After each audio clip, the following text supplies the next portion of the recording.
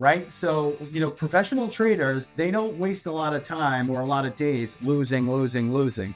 They know when to cut their losses and they know where to take their profits.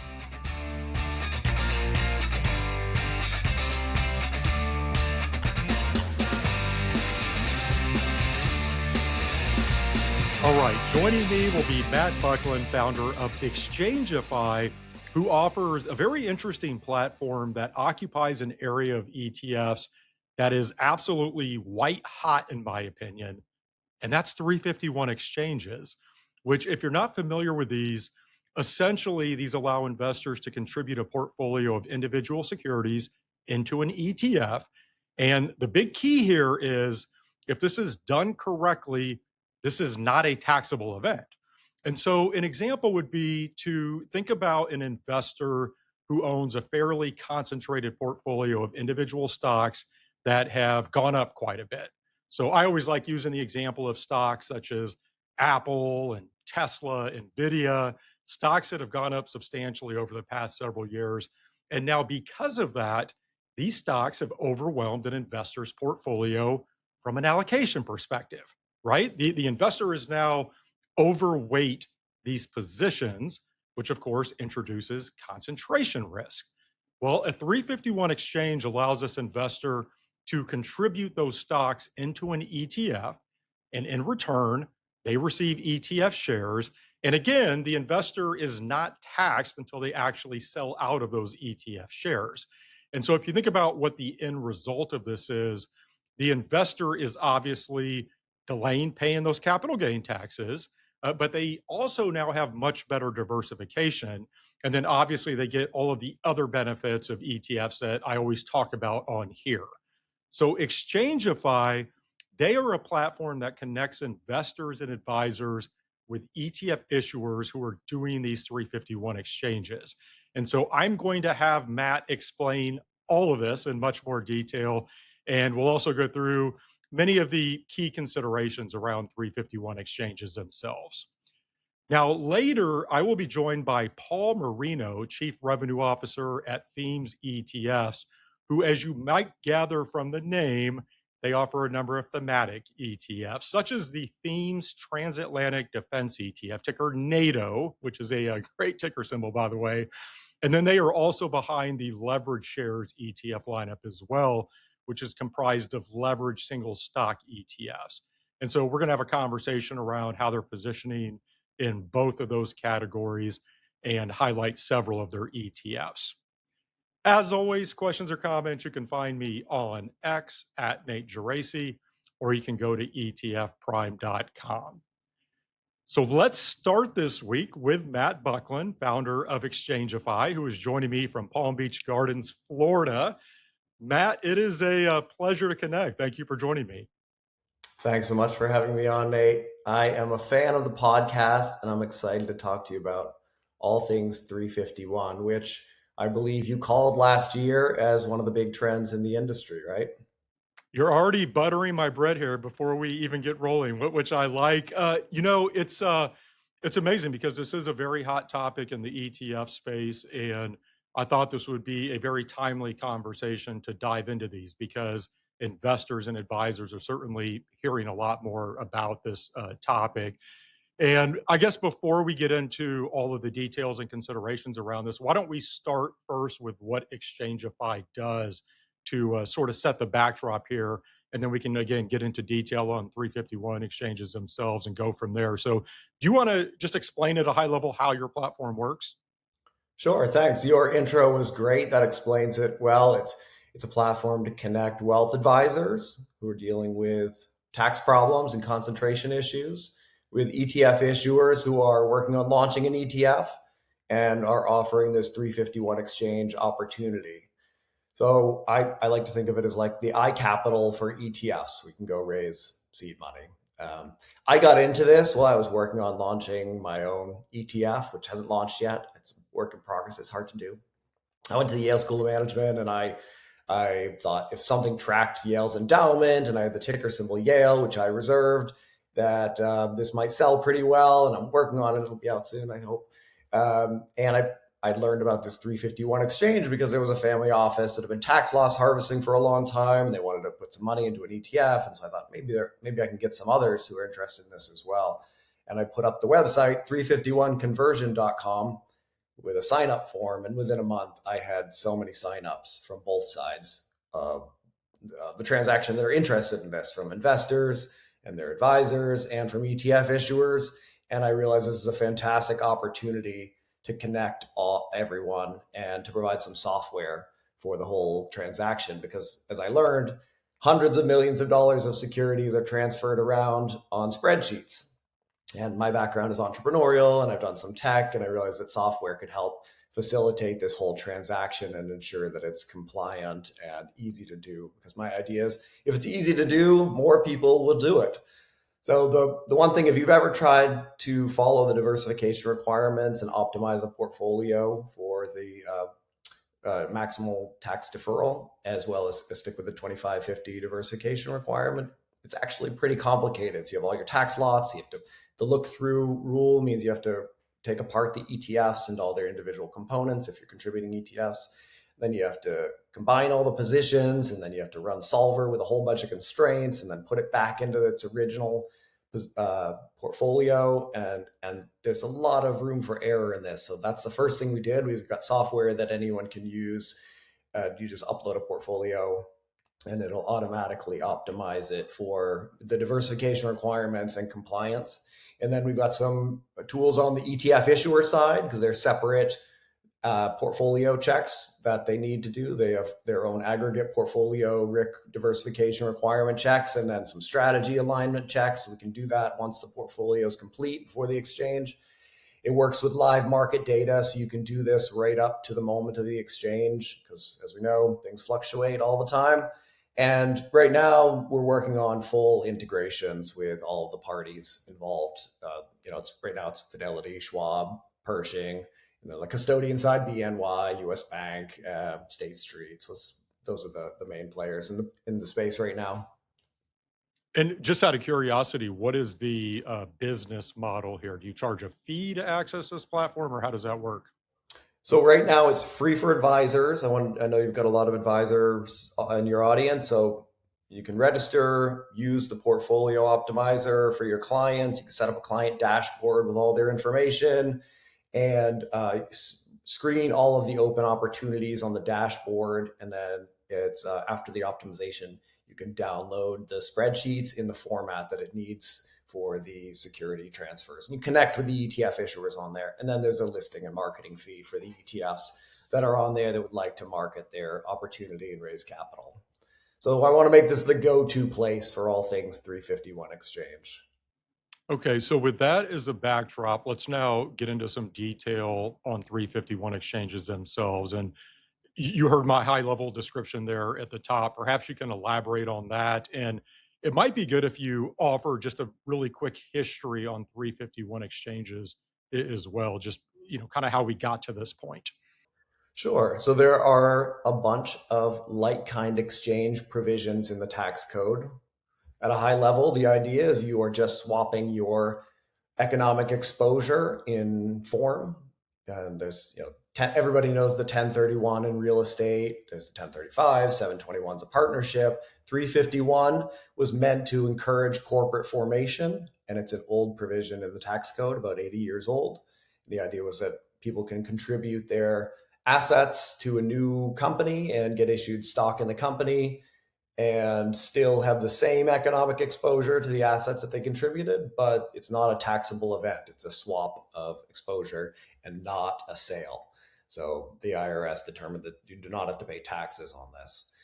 In 2019, the ETF rule came out. There were some updates, but basically the ETFs became their own registered investment company. The idea is that a registered investment company is in the business of holding a diversified basket of stocks. So if you have a diversified basket of stocks and you swap them for shares in an ETF, you are not changing your economic exposure, because markets are efficient. So who knows? You're going to get a diversified basket of stocks. This tends to get similar outcomes. So you're just changing your economic exposure with a diversified basket of stocks for shares in the ETF that holds a diversified basket of stocks. The history, from what I understand, the first one was done in 2019. It was SSPY, Rory Riggs launched it. And after that, it was a few family offices that got into this. And then there were asset managers who started converting their clients' SMAs into ETFs all in-house because it's easier to control. And the idea was that it's the same trading strategy, but if they can get their clients' assets into an ETF, they at least won't have a tax bill at the end of the year if they're not liquidating some of those shares. So it's better for their clients and more efficient for the asset manager. They can lower fees, everybody wins. And then more recently, just in the last year or so, there have been some syndicated 351 exchanges where an asset manager will go through the process of converting those SMAs into an ETF. And in the same time, they will open up the opportunity, since they're doing the work, to outside investors to contribute securities at the same time. So they'll say, I'm going to convert 200 million of my own clients' money into an ETF, and I will market this strategy and maybe try to gather another 100 million. So I get to launch and gather assets, and everybody benefits from going through this work. There's a little bit of confusion with exchange funds. Most of the calls I get start with some advisor saying, my clients ask me what the heck this is. What about the 7-year lockup? And I say, no, this is not the same. This is an ETF. This is fully liquid. Everything you know about ETFs applies once the ETF launches. There's some confusion around this Vanguard dual share class thing where you can swap your mutual fund for your ETF shares at Vanguard only. A lot of people start asking, is this legal? And of course it's legal. Lots of people are doing it. And so that's kind of the background and the history and how it's being used right now. You mentioned that there are some diversification requirements in conducting one of these 351 exchanges where any one holding can't be more than 25% weighting. The top 5 holdings can't be greater than 50%. Are there any limitations in terms of the types of securities that can be transferred in a 351 exchange? Well, there is a whole bunch of legal gray area around this now, just because there hasn't been a lot of guidance and there hasn't been any enforcement on this. So it depends on who you ask, which lawyer you call. Generally, it's very easy to transfer into an ETF anything that is liquid, traded intraday on an exchange. And so that's stocks, ETFs, bonds, anything like that. In theory, there's lots of mutual fund conversions. Mutual funds get rolled into these sometimes, so that's possible, not generally done. Cryptos, I just wrote a paper on this. It's a little more complicated. Illiquids, I just saw the Ron B ETF has 22% allocation to SpaceX, which I think he's going to have to get down below 15 pretty soon. But eventually, the original idea was to transfer in a liquid asset, so maybe that could be part of it. So that's eligible assets is one of the legal gray areas, and it depends on who you ask.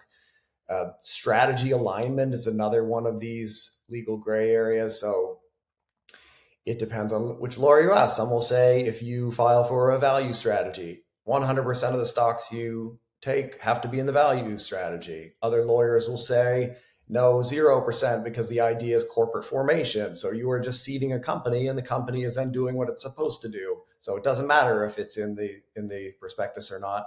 They're supposed to then rebalance into what the strategy is.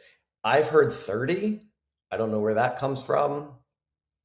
My guess would be 80% aligned, because if you look at a lot of there's the names rule, and if a fund should have 80% of its assets aligning with the name of strategy of the fund, but the 20% is up to the discretion of the manager, that might be safe. I don't know. I'm not a lawyer. But the thing is, most ETFs that are launching and doing this, they're an active strategy. They say it's up to the discretion of the manager, so they can kind of accept whatever is given to them. So the other big legal gray area is just trading out, how quickly you rebalance into the approved strategy that the manager wants from the accepted securities in the 351 exchange.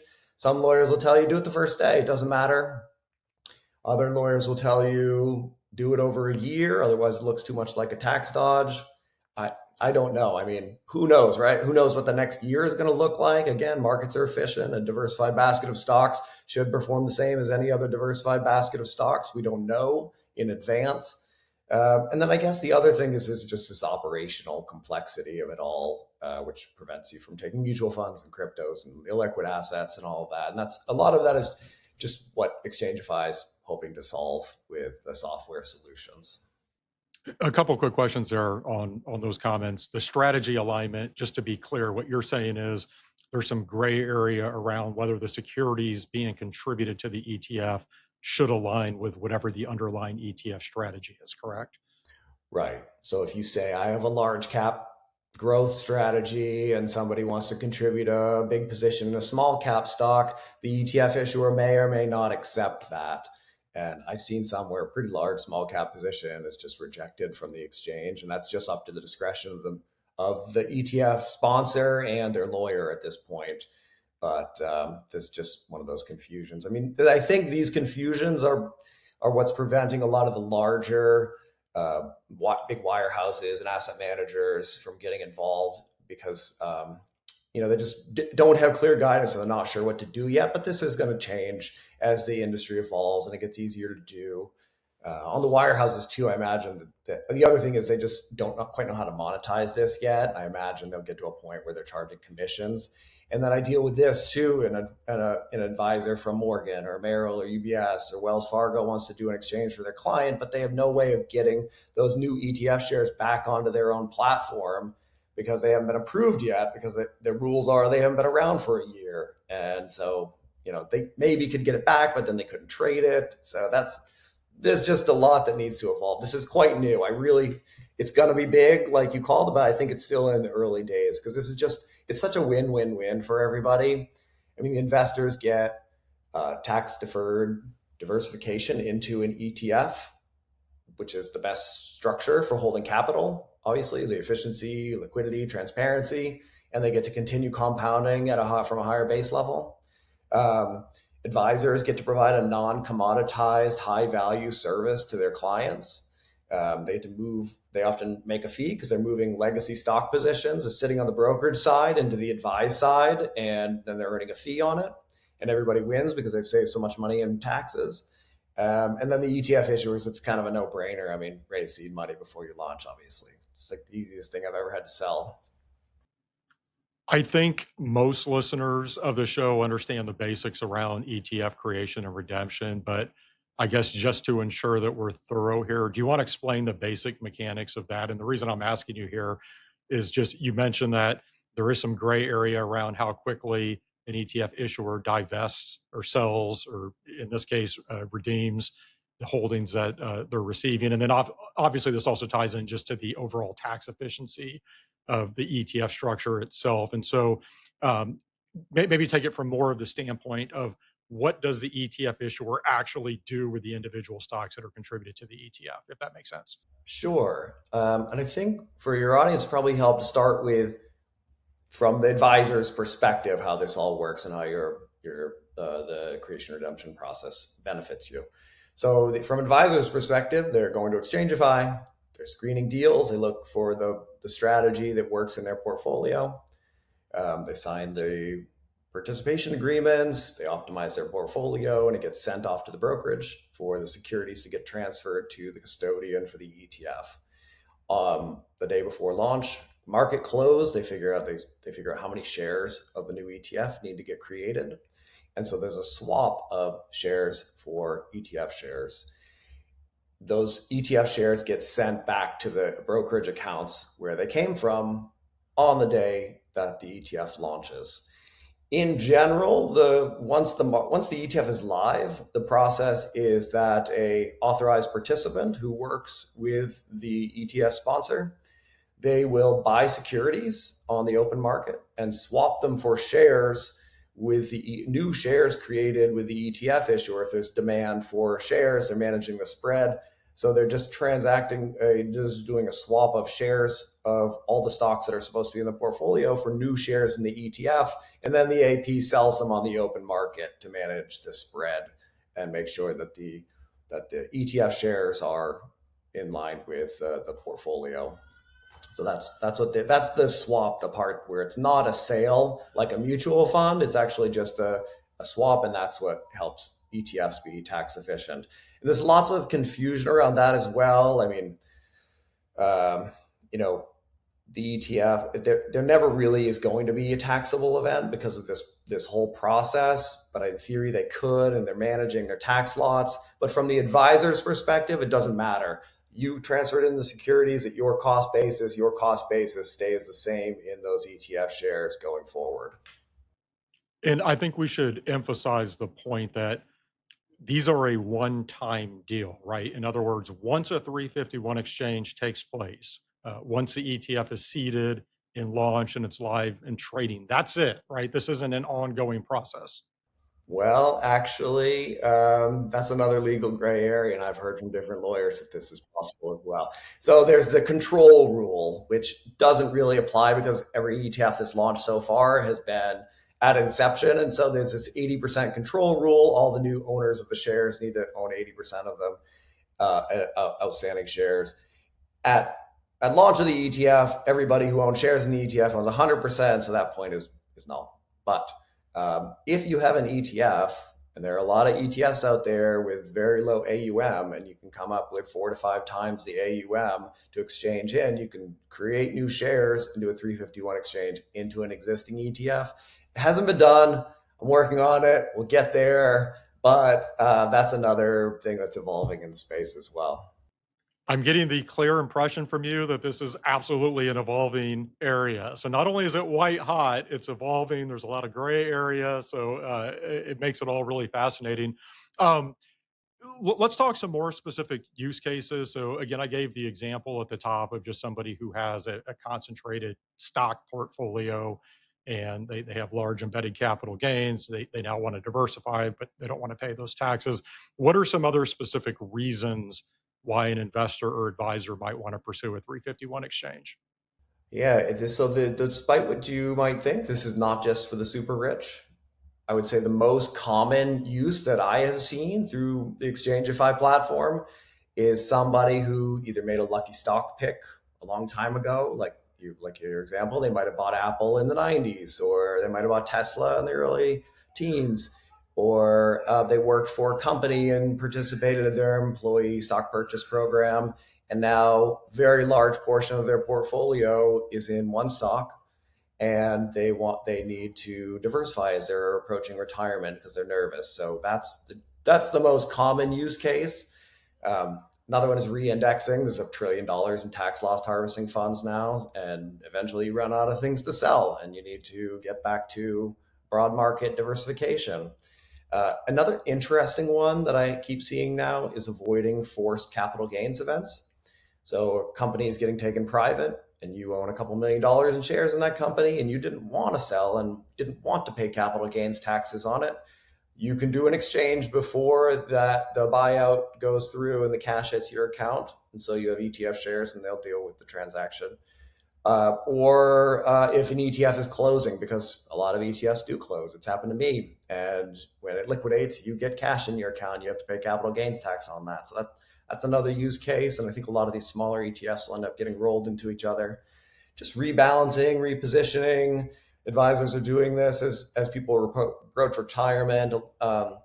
U.S. growth has done so well. They're looking for more value, more equal weight, more international at this point, some income as people are approaching retirement. We're just simplifying the portfolio.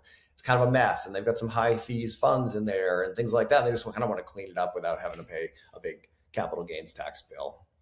You were alluding to this earlier, but I think people listening to those potential use cases, they may go, this all just seems too good to be true. And that this is clearly a huge win for investors if done right, but maybe this is not so great for the IRS. And so where I'm heading is, could you envision a scenario where Congress looks to shut down 351 exchanges like this? And nobody knows what politicians are going to do, right? That's tough to handicap. But do you think that's a realistic scenario?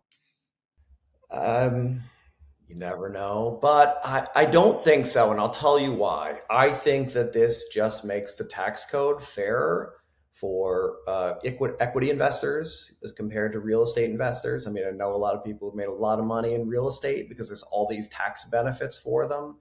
And you're not really putting off, you're putting off the taxes. You're not resetting your cost basis. So the taxes will get paid eventually. Um, some guidance from the IRS around this would actually be good for the industry. It would allow people to have some clarity to do more of this.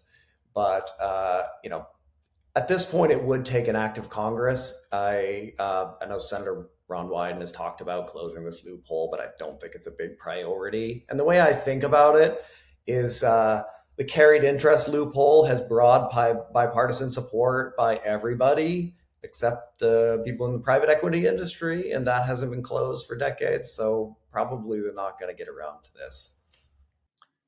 Coming back to your platform again, you are connecting investors and advisors with ETF issuers who are doing 351 exchanges. Do you have a couple of good examples maybe you can offer in terms of some opportunities that you help facilitate? I think that might be interesting for people to hear. Sure. I've been doing this probably 6 months, so it's not, don't have a long track record in this. You can go on the platform and see a history of syndicated launches and how much they've raised, but the ones that have launched that have done very well, and I cannot take nearly even the majority of credit for these, but Mab Faber and Wes Gray are just phenomenal, so smart, and been pioneers in this space doing serial 351 exchanges. They've launched some very successful funds. The Global Equal Weight one, I had at least 3 advisors come through the platform and contribute assets to Global Equal Weight and the US Equal Weight, and they told me they had a great experience. And same with Alpha Architects, AAUS and AEQ. And I've got a few on there that are closing now. Advisors that I talk to are generally happy with the strategy that they are moving into. The NPF Advisors has one that's closing soon. We'll launch pretty soon after. Bernie's, Astoria, you've had Bruce Levine on your podcast talking about their strategy. Taves Asset Management, Philip and Evan are out there doing a great job promoting and educating advisors on this. Ethan Powell of Brookmont's got a great strategy he's launching one with. Argent's on there right now looking for assets. And I've talked to so many ETF issuers. I imagine the pipeline will be very full soon, but there's just a bit of a lag because you have to file with the SEC and you have to get your prospectuses approved, all your material ready to go. And so I know a lot of people are working on this. And I expect by the end of the year to have 50 to 100 of these opportunities on ExchangiFi. Yeah, and you mentioned earlier, but I think this bears repeating, from the ETF issuer's perspective, this is obviously highly beneficial because these 351 exchanges allow an ETF to start with meaningful assets on day one. We all know how competitive the ETF space is, and clearly having those assets allows the ETF to hit the ground running. So I just think that's an important point, particularly from the ETF issuer perspective. So you mentioned a pretty full pipeline. I guess just add some color moving forward in terms of how big you think 351 exchanges are going to be in the ETF space. And I know you probably have some stats on how many of these have already happened, but just talk more about what you think might happen moving forward. Yeah, this is the way I think about it. So right now, market beta is very cheap, easy to get. Outperformance is difficult. The market's doing very well. So you focus on the things that you can control, which is the number one controllable portfolio risk is concentration, right? If one stock, it goes to zero, you have no money. If you have a diversified portfolio, one goes to zero, you still have most of your money. And then the number one controllable cost is taxes. So advisor has a fiduciary duty to help their clients get diversified and reduce their taxes. So the 351 exchange solves both of these problems. So I think just logically, this is going to be big. People focus on diversification of taxes. And, the way I think about it, the top 10% of Americans own $45 trillion in stock market wealth. There's $1.5 trillion inflows into ETFs last year, cash, 300 ETF issuers, over 1,000 ETFs launched. I imagine about a third of them are 3-5 oneable. I mean, not single stock leverage and inverse gambling products, but like diversified portfolios you could put your money in. And then there's thousands of asset managers and hedge fund managers out there who would like to have their own ETF and put their strategy into an ETF. And I love Matt Levine. I follow his stuff, and he's always talking about how you can package any trading strategy into an ETF. So I think As ExchangeFi evolves, as the software makes it more compliant, as people get trust in the process, this could be the go-to place for all things 351 and really accelerate the flow of capital into ETFs, because this is really where investors want to put their money now. It's where all the innovation is happening, and it's an exciting time for the industry. So what I took away from all of that is my prediction last year of 351 exchanges going mainstream was an absolute home run on the point, right? Matt, such an excellent job of explaining everything this week. Again, there's clearly a lot of momentum around 351 exchanges. What's the best website if people are interested in learning more about these? Where should they go? So ExchangeFi.com has a lot of information on it. It's got the dashboard. If you register as an advisor, you'll see the dashboard, and you can create your clients' portfolios on there and use the software. And same if you're an ETF issuer, you just do the same sign up process, and you can create a ETF issuer account there as well, and use the other tools on your side, on the fund sponsor side. Well, again, great discussion this week. Thank you for joining me. Thanks for having me, Nate. That was Matt Bucklin, founder of ExchangeFi. Looking for ETF options from one of the top asset managers in the industry? Visit i.fidelity.com/ETFs to explore Fidelity's lineup and more. Fidelity Distributors Company, LLC, 500 Salem Street, Smithfield, Rhode Island, 02917. Fidelity Investments is an independent company unaffiliated with VettaFi and other third parties on this podcast. There's no form of legal partnership, agency affiliation, or similar relationship between VettaFi, Fidelity Investments, and other third parties on this podcast, nor is such a relationship created or implied by the information herein. Fidelity Investments and/or Fidelity refers collectively to FMR LLC, a U.S. company, and its subsidiaries, including but not limited to Fidelity Management and Research Company LLC, FMR. I'm now joined by Paul Marino, Chief Revenue Officer at Themes ETFs, who currently offers 17 ETFs under the Themes brand. Those have about $300 million in assets. And then they are also behind leverage shares, which are leverage single stock ETFs. That's another 73 ETFs with nearly $1 billion in assets. They are a very unique ETF issuer. And Paul is now joining me from Greenwich, Connecticut. Paul, it is a pleasure to connect. Welcome to the podcast. Yeah, great to connect with you too, Nate. Thanks for having me on. All right, so I thought let's start with a backstory on Themes ETFs and how you're currently positioned within the ETF space. And it's interesting because for people unfamiliar, all of these nearly 90 ETFs I mentioned, these have all launched within the past 2 years or so. So clearly you and your team have been extremely busy, but introduce everyone to Themes ETFs. Yeah, so we're a startup ETF provider. But we have a lot of experience on our executive team. So everybody's got a lot of years of experience, either in asset management or in the ETF space. Our founder, Jose Gonzalez Navarro, was a founder at another firm, very successful. But when they were bought, he decided to go his own route. So originally, starting an ETF provider in Europe, leverage shares, and it became the largest leveraged ETP provider in Europe. And then when he was done with his non-compete, decided to launch in the United States under the Themes brand. And that was a thematic and sector-based shop. That's how we started. We launched 17 thematic and sector-based ETFs in high-growth areas of the market. And then last year, we decided to enter the leverage space in the U.S. as well. So it's been a prolific rise from literally no assets, getting the products together, getting them launched, to about 1.3 billion in assets today and growing. And we're really excited about what we offer and how advisors and the retail side is receiving it. Well, let's talk about each of these lineups one at a time to, again, help people become more familiar with what you're doing here. And first, I'll ask you about the Themes branded ETFs, which, as you know, Paul, there has been a ton of product proliferation in the thematic ETF category. And so I'm curious, how are you differentiating yourself here? What makes you unique? Yeah, so first and foremost, we are in high growth areas of the marketplace, not just for today, but where we see a long runway for growth. So that's really important to us. The second thing that I would say is we are a pure play. So when you're investing in one of our thematics or one of our sector-based ETFs, that you're getting pure play exposure to whatever that theme is, whatever that sector is.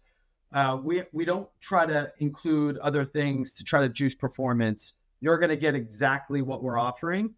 We're a passive manager for the most part. We only have one active strategy, and I can explain that active strategy. It's really not active. We just don't need an index to mirror what we're trying to do. And then last but not least, low cost. One of the things that we believe is that costs matter, management fees matter. So we're growing this thing to scale. So we started off with our management fees low. We intend to keep them that way. And we think that's very important for long-term returns for advisors and investors. So to give people an idea, what might be a couple of ETFs that you would highlight that sort of drive home how you're approaching the thematic ETF category? And I mentioned NATO at the top of the podcast. You can certainly talk about that one, or if there's another ETF, but what would be a good example here of how Themes is approaching the market? Yeah, so let's start with NATO. So the Transatlantic Defense ETF by Themes.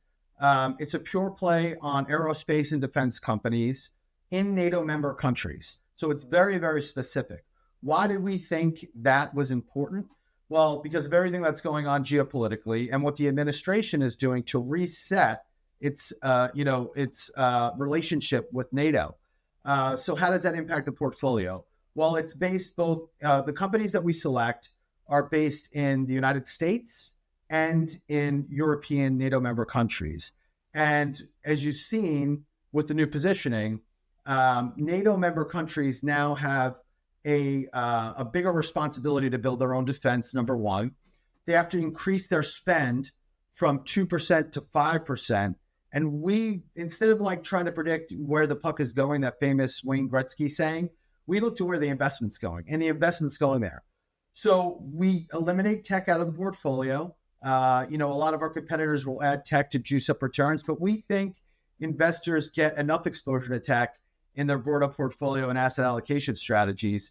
So we wanted to be a pure play on defense. And what you see is very, very robust returns. And the reason is when you look at the companies that are inside, RTX, Lockheed Martin, L3 Harris, Northrop Grumman, and then on the European side, Rheinmetall, Safran, Airbus, Rolls-Royce. These are the companies that are receiving prime contracts from governments in NATO member countries. And when you get those prime contracts, you're getting the majority of the investment. So the strategy's done really well. It's a pure play on defense and at a very low management fee. Okay, so certainly NATO is a good example. Is there another ETF you might point to or highlight? Again, you have a whole lineup of these, but just to help people get a better idea. We have an ETF called GSIB, Globally Systemically Important Banks. This is the only active strategy that we have because we don't need an index to mirror it. But essentially what we do is every year, the Financial Stability Board and Basel III Committee select 20, the banks, the financial institutions that they deem systemically important. And that's what the portfolio is comprised of. So it's 29 companies, the largest financial institutions in the world that are deemed systemically important, that have the most deposits, that are integrated, that are making investments globally, and who, central banks have deemed so important that if something were to happen, there could potentially be a backstop to help support them. That's what's happened historically. So again, performance has been tremendous. It's one of the top performing, if not the top performing ETF in its category of 44 since inception. We think that performance can continue. And traditionally, financial institutions have been valued, very stably, safely. But we think with fintech coming on board, their ability to invest in fintech and scale, you could see those valuations go up. So we think there's a lot of room for this category to run. And we like the big banks and the big financials. You mentioned performance. I have to tell you, I was perusing your ETF lineup this morning, and there was an ETF that absolutely jumped off the page at me, and that was AGMI, which is the Themes Silver Miners ETF, because of course, silver has been one of the biggest stories in the markets recently. And this ETF is up nearly 240% over the trailing 1 year. Do you want to talk about how Themes is approaching silver miners? Very timely.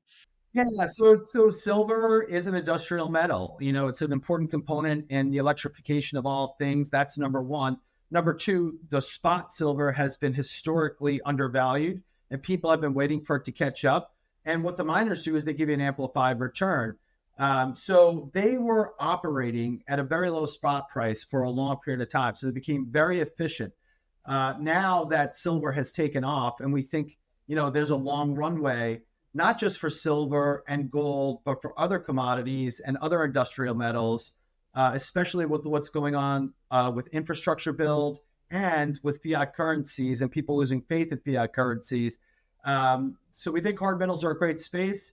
Yes, the miners are an amplified return on that. So you see great performance in our silver miners, great performance in our gold miners. A lot of people ask me all the time, Nate, like, did I miss the move? Did I miss the move? I can't tell you whether you missed the moves or not. We don't make recommendations, but I can say if you're looking at, where to put some money in industrial miners, you might want to start to think about adding to something like a copper or a lithium, and definitely uranium for all of the build out that is going to happen, for energy needs of AI and the new tech frontier. And that's going to be powered by uranium and nuclear energy. All right, before we move on and talk leverage shares, I'd love to have you perhaps offer a few key tips that advisors might use when conducting due diligence around thematic ETFs. And again, I mentioned earlier just the sheer number of thematic ETFs that continue coming to market. So how do you think advisors can best sort through these? Yeah, I can't tell you, like people just think because it says it's a category, that it is that category and that they're getting that pure play. So number one, the great thing about ETFs is they're transparent and you could see the holdings on a daily basis, right? So I would encourage them, number one, to make sure they know what they're investing in. The second thing is fees. There's no reason to pay more to get exposure to a sector if you don't have to. So make sure that the fees are not just competitive, but that they're as low as they possibly can for that sector that you're getting. Make sure that it's a pure play on that sector, because even if you're looking at the holdings and you're sort of comfortable with the holdings, is it a pure play in exactly what you're sort of investing in? And then last but not least, make sure you can trust the carrier that they're going to be around. Like, what is their history? What is their background? Are they building a lineup to last? And I think those are the key and critical things that are super important. And one other thing that I would say is make sure you don't have a tremendous amount of overlap in all of your other holdings, because, a lot of times people just think like, oh, I'm going to invest in, semiconductors, AI. These are all really good themes that I hear about and that I read about, data centers. And then you look at the portfolios and they have a lot of the same names in there. So just make sure that you're not creating too much overlap with your asset allocation portfolios. I think all excellent tips, and I'll emphasize too that you mentioned there certainly the overlap in that I've seen plenty of examples where investors, they invest in a thematic ETF only to find out they already own all of those same holdings in their core portfolio. And then I think it's somewhat related, but the pure play, because if you're going to invest in a theme and you're right in where that theme is heading, you want to make sure you get the full benefit of that. And again, there are plenty of examples historically where investors get into a thematic product, they're right directionally on the theme overall, but the ETF itself doesn't capture them being correct. So I think having pure play exposure clearly is key there. Don't treat it like a mutual fund. Like, size doesn't matter the same way that it does with a mutual fund. What matters is the underlying liquidity. Like, we can create a market for anybody who wants to invest in our funds. And so make sure that if that's the exposure you want, be in touch with the ETF provider. We can make sure the bid and the ask spread is there for you. And if the underlying holdings are liquid, it's much different than a mutual fund. We could create the capacity that people need. Such a great point. Always contact capital markets at any ETF issuer. Okay, let's move on and talk leverage shares ETFs. As I noted, you do currently offer 73 of these in all. just talk about the overall product lineup here. So I see single stock leverage ETFs, and then I also saw these capped accelerated strategies. So tell us about the lineup.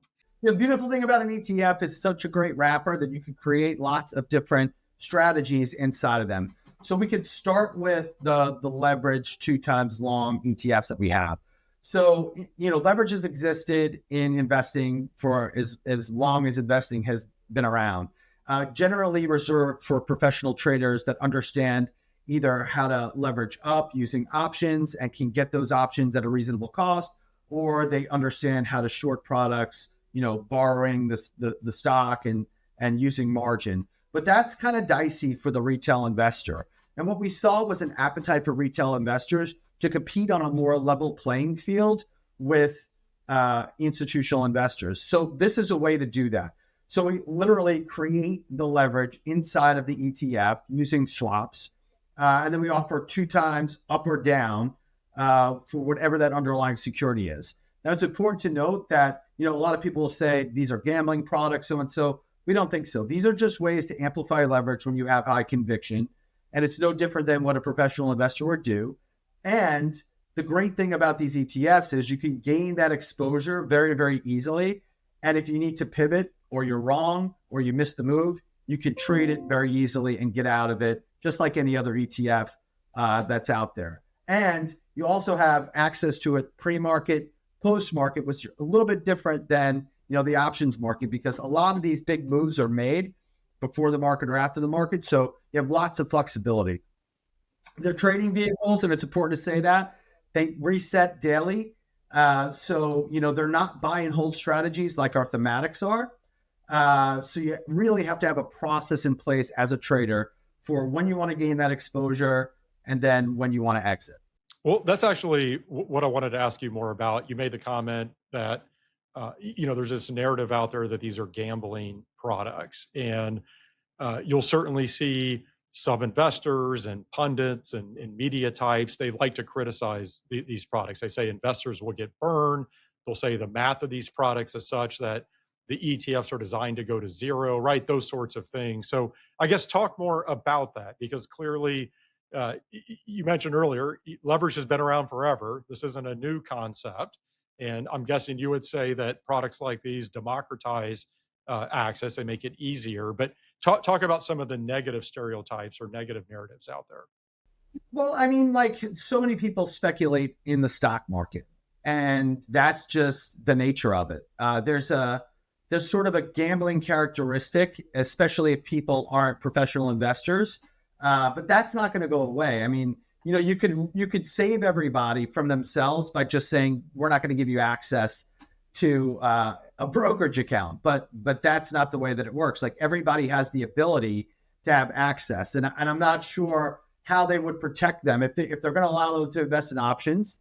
Options are tougher to deal with and tougher to calculate, and they could cost more. And how many people lose a ton of premium just by getting the calculation on the strike price wrong and the expiration date?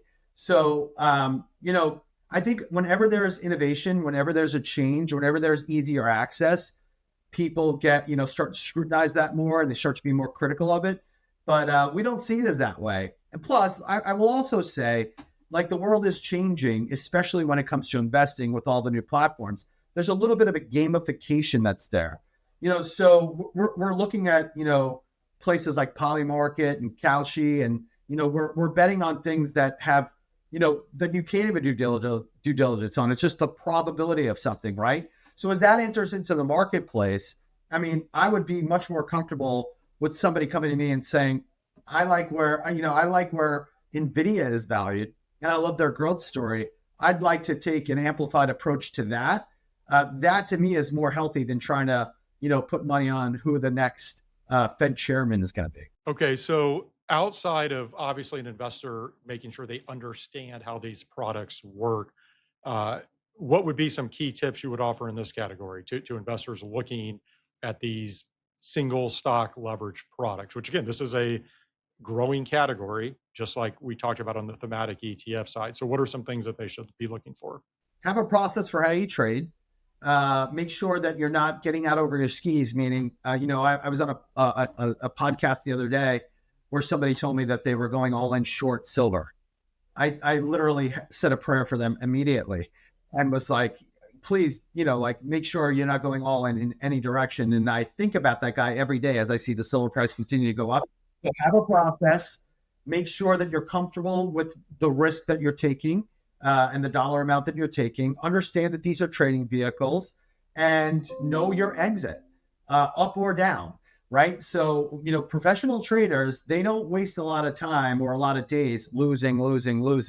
They know when to cut their losses and they know where to take their profits. So make sure you understand that these are not buy and hold strategies, that they need a process, a trading process around them. Know how much you want to lose, know when to take a profit, and be really, really diligent about sticking to your process. Well, Paul, with that, really enjoy the conversation this week. Certainly want to wish you and the entire Themes ETF team the best of luck moving forward. Thank you for joining me. Oh, anytime, Nate. I really appreciate your podcast. I love all the material. And I'm not only a guy that likes to be on it, I love to listen to it too. Well, thank you very much. That was Paul Marino, Chief Revenue Officer at Themes ETFs. That'll do it for this week's ETF Prime. I'm excited to tell you that I will be at Exchange 2026, where I will be taking the stage and even recording a live episode of this podcast. This is your chance to join me alongside a community of top advisors and industry experts for a few days of world-class content and unparalleled networking. Secure your spot today by visiting ExchangeETF.com. Next week, I will be joined by Christopher Getter, who is Managing Director and Portfolio Manager at Simplify ETFs.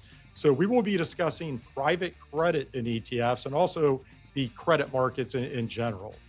Until then, have a great week, everyone. ETF Prime is hosted by Nate Geraci, president of OTR Media, LLC.